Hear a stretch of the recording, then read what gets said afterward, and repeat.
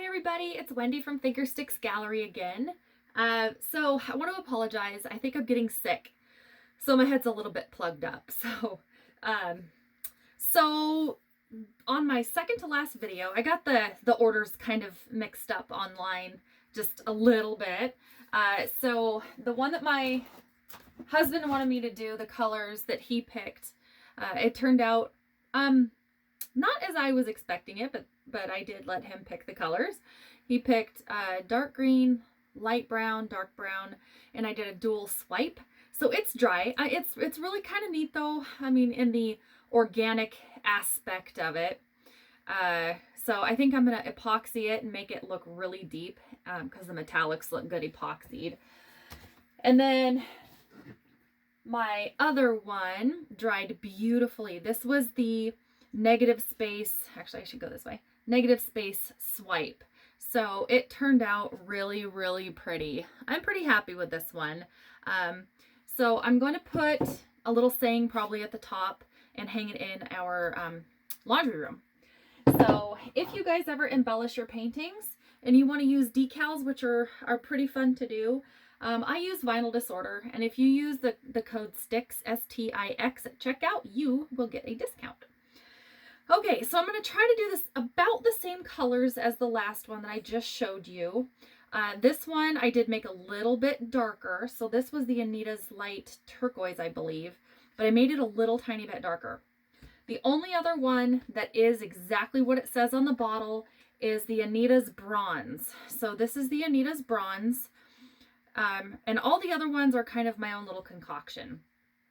They all have oil except for the background color, which is just white and a little bit of tan added to it. So this is my swipe color as well as the background color. Normally when you guys do a swipe, or when people do swipes, you don't coat the background, your canvas. You just add all the colors and then you swipe at the top and bring it down. So all your colors are basically flooding the whole canvas. Well, I'm doing it a little different this time. I've never seen this done. If somebody has done this before and there's a video, I would really love to see it. But what we're going to do is a negative space. So I'm going to only pour right around the edges with my colors. And then I'm going to swipe from the center out because I really want to put something in the center of this. Some sort of a decal. Not entirely sure what I want to use quite yet, but I have one that would fit really well. There's sunshine in my soul today. Don't know if I'm going to use this one. I'm feeling kind of froggy. I might do like a little sarcastic saying or something. I'm not sure what I want to do quite yet. So this is an absolute experiment, guys. I've never done this before. So we're going to see how this works out. If it works out great, I'd love to see you try it. Or if you can improve on this, also, I would absolutely love to see it. So actually, I'm going to start with, I really like these colors together. The last painting, I did not have this bronze color.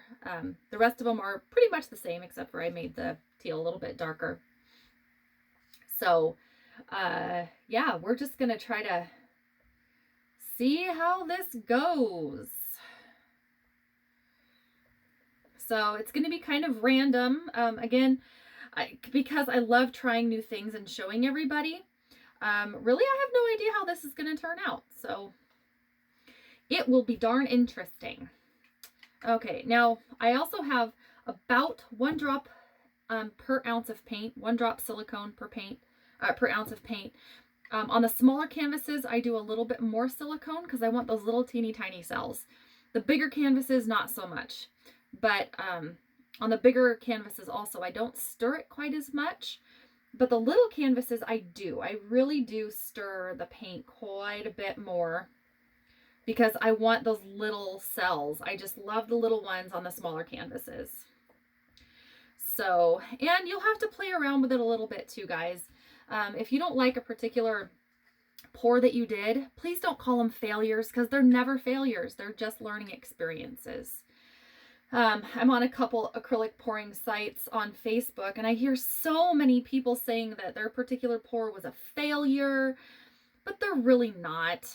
It's just a learning experience, something that you need to practice, and don't call them failures. My goodness. Okay, this one's about the same color as the background, but I did add, the background color has a little bit more white. So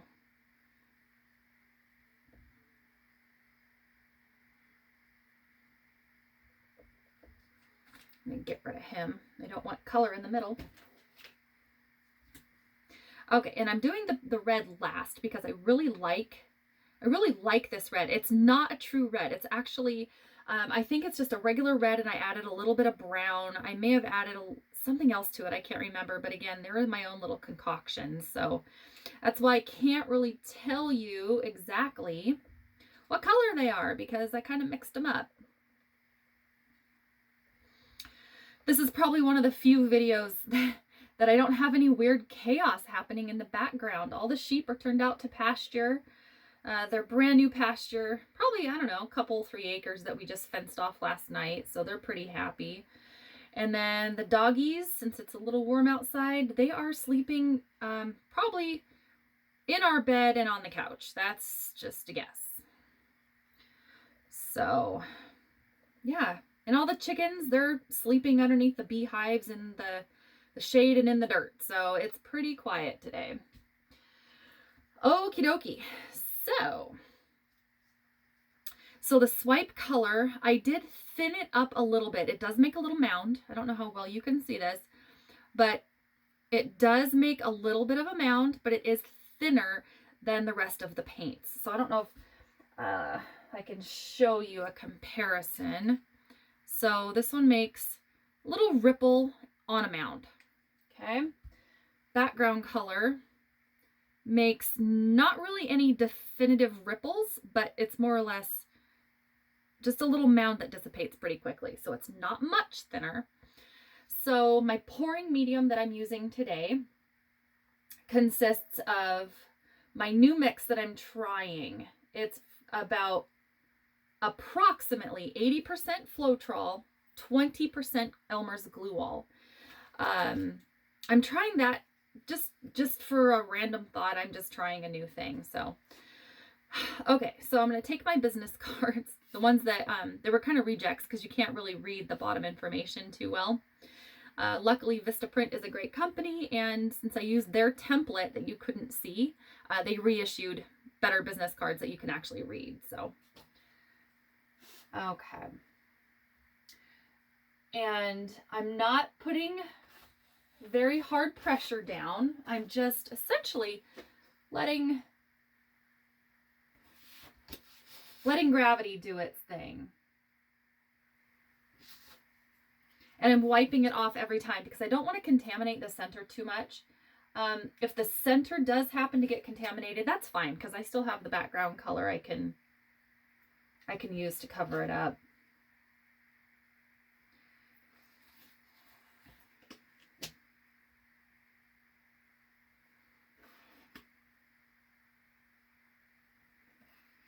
Oops, I'm going to do that one again a little bit.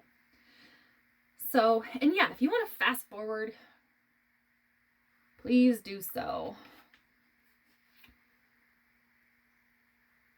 I've been pricing iPads and better apps to, sorry guys, I'm trying to think and talk at the same time. Better apps to edit my videos, and boy oh boy, that gets expensive really, really darn fast. So for now, I'm just using my cell phone. Sorry if it's not the best quality, and sure as heck the lighting is not the greatest in here. I do know that. Okay, so it's taking a little longer for the cells to pop up, but this little area down here is sure pretty.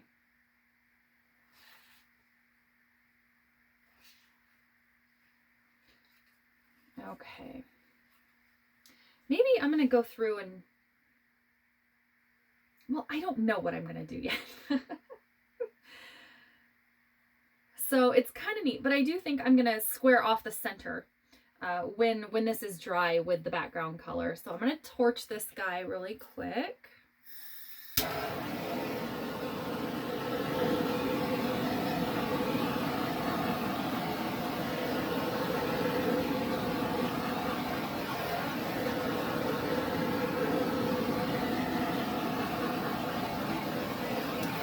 Yes, I am getting very close with the flame, and I'm torching it a little bit more than normal because it looks like the swipe color is kind of overtaking the rest of the paint. So that's why I torched it a little bit more. But the outside looks really, really cool. That's actually the effect I was going for. This area, I might torch it again because I really want to see more of those colors. And it will continue to morph. So if you do these, don't panic right away. Give it some time because the oil, the silicone will help come up and it will morph a little bit. So don't panic if it doesn't turn out exactly the way you want it right up front. So, yeah, just give it a little bit of time and those cells will work themselves up. So, and if you really do have a problem with it, make your swipe a little bit thinner. So oftentimes your swipe colors might be a little bit too thick and the paint has a hard time coming up through. So that I did find out. So I might swipe a little bit more just to help those colors maybe come up a little bit better. So yeah, I do think this is a little bit on the thick side with the swipe color. So, but that's why I do these, so I can show you, give you some little tips and ideas. There we go. That's much better. So yeah, just by waiting a few minutes, because there's a ton of little microscopic little bubbles in there. So granted, if you don't use the oil and you pop the bubbles, if you have a ton of bubbles in your paint, they can pop up and make cells. If you absolutely do not want cells, I would recommend using a little bit more glue all in your pouring medium. Again, mine's Floetrol and glue all, but I've noticed maybe if you use a little bit more glue, a little more than a 50-50 ratio, don't add water, and let your paint sit, because I mix these pretty darn good, but let your paint sit for a while. Don't stir it. Don't incorporate any of those bubbles. So that will help reduce the cells if you just don't really want cells. I love them. I saw online that somebody was asking, why do people love cells so much? Or why do you want cells? Well, because they're gorgeous. I love them. I personally absolutely love having the cells. I've done some that I don't have cells, which is totally fine, but I love them. Okay, enough chatter. I'm going to torch again a little bit, and I'll probably come back 10 or 15 minutes from now and just retorch again on some of these little bald spots. When I do some of these, I personally don't like a whole lot of empty spaces inside the swipe zone. I just came up with that. So, but some of them, like if you do the flip and drag, it's kind of neat having the colors streaky with the cells kind of in throughout. But personally, on this one, I'm not going to like a lot of these empty spaces.